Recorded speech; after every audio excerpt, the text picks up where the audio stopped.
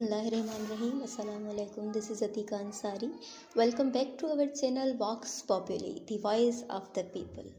सबसे पहले तो मैं आपको रिक्वेस्ट करती चलूँ कि हमारे चैनल को आप सब्सक्राइब करें ताकि हमारी न्यू वीडियोस आप तक पहुँचती आएँ। उसके अलावा हमारी वीडियोस को लाइक करें और अगर आप इनमें कोई भी चेंज या कोई भी चीज़ मज़ीद चाहते हैं तो हमारी वीडियो पे कमेंट करें।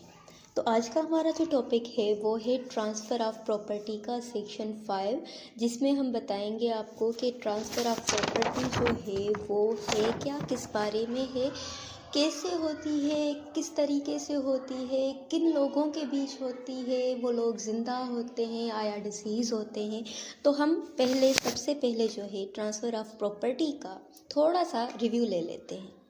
ट्रांसफ़र ऑफ प्रॉपर्टी जो है वो एक प्रिंसिपल लॉ है। ये प्रिंसिपल्स बताता है, एक किस्म का सब्सटेंटिव लॉ है। जैसे कॉन्ट्रैक्ट एक्ट जो है वो हमें बताता है प्रिंसिपल के बारे में, और इसी तरह ये ट्रांसफ़र ऑफ प्रॉपर्टी जो है वो हमें बताता है how to transfer a property. Transfer of property act जो है वो लिविंग पर्सन्स के लिए बनाया गया है, जिंदा लोगों के लिए बनाया गया है। और इसी तरह से डिसीज़ पर्सन के लिए हमारे पास एक अलग से कानून मौजूद है जिसको सक्सेशन एक्ट कहा जाता है।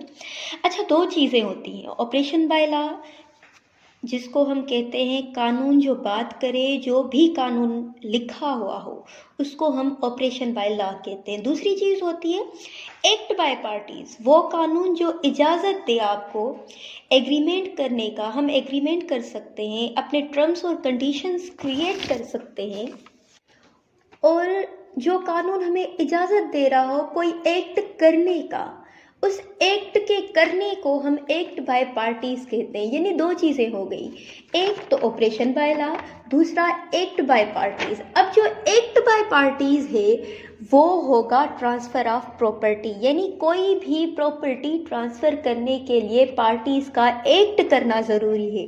ऑटोमेटिकली वो एक से दूसरे की तरफ, या एक पार्टी से दूसरी पार्टी की तरफ, एक लिविंग पर्सन से दूसरी लिविंग पर्सन की तरफ ट्रांसफ़र नहीं हो सकती जब तक हम उसमें कोई एक्ट ना करें, जैसे कि विल। अब ट्रांसफ़र ऑफ प्रॉपर्टी एक्ट जो है वो पूरा का पूरा एक्ट ऑफ पार्टीज़ के ऊपर जो है वो प्रिवेल करता है। इसमें पूरे एक्ट में एक्ट ऑफ पार्टीज़ के बारे में बताया गया है। सिर्फ इसका एक सेक्शन है जो कि है सेक्शन 8, वो बात करता है ऑपरेशन ऑफ लॉ के बारे में, और उसमें भी ये कहा गया है कि अगर आप एक्ट नहीं करते तो आप पे ऑपरेशन बाय लॉ होगा।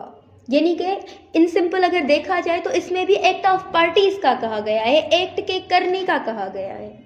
अब सवाल ये पैदा होता है कि प्रॉपर्टी तो ट्रांसफ़र होगी, मगर कौन सी प्रॉपर्टी? दो किस्म की होती है प्रॉपर्टीज़, एक मूवेबल और एक इमूवेबल। तो यहाँ पर दोनों प्रॉपर्टीज़ के ट्रांसफ़र होने का कहा गया है, अगर वो मूवेबल हों या इमूवेबल हों। उसके अलावा एक चीज़ और कि अगर कोई टीपीए यानी ट्रांसफ़र ऑफ प्रॉपर्टी और मुस्लिम लॉ के अंदर कोई क्लश आ जाता है तो वहाँ पर टीपीए को हम साइड पे करके उस खास जो कानून उस चीज़ के लिए बनाया गया है उसको हम प्रिवेल करेंगे। Basically, a person or a party have right to transfer his property from one person to another, from one party to another party. Here it is totally clear कि एक्शन का होना ट्रांसफ़र के लिए बहुत ज़्यादा ज़रूरी है। उसके अलावा ये जो ट्रांसफ़र ऑफ प्रॉपर्टी है, ये प्रॉपर्टी का ट्रांसफ़र सिर्फ transfer bye a living person होगा, ये नॉन लिविंग के दरमियान नहीं होगा। ये जो भी एग्रीमेंट होगा, जो भी कॉन्ट्रैक्ट होगा, जो भी चीज़ ट्रांसफ़र की जाएगी वो लिविंग पर्सन के दरमियान होगी। यानी कि जो ट्रांसफ़र है और ट्रांसफ़री है उन दोनों को लिविंग होना ज़रूरी है, अदरवाइज़ वो इस एक्ट के तहत according to this act transfer नहीं हो सकता, ट्रांसफ़र ऑफ प्रॉपर्टी में इंक्लूड नहीं हो सकता। It may also conveys in present और इन फ्यूचर। सेक्शन 5 के सेकंड पैरा में बात की गई है कंपनी की। अगर कोई आम बंदा देखेगा तो वो यही बोलेगा कंपनी तो हिल विल नहीं सकती। अगर वो हिल नहीं सकती, मूवमेंट नहीं कर सकती, तो फिर खुद ब खुद एक जगह से दूसरी जगह पर नहीं जा सकती।